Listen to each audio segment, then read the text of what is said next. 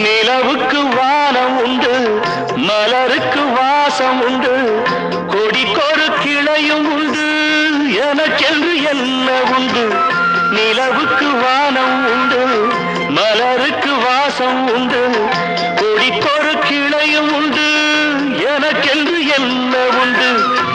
ஏன் படைத்தானோ இறைவனும் என்னை? மனதில் எனக்கு நிம்மதி இல்லை.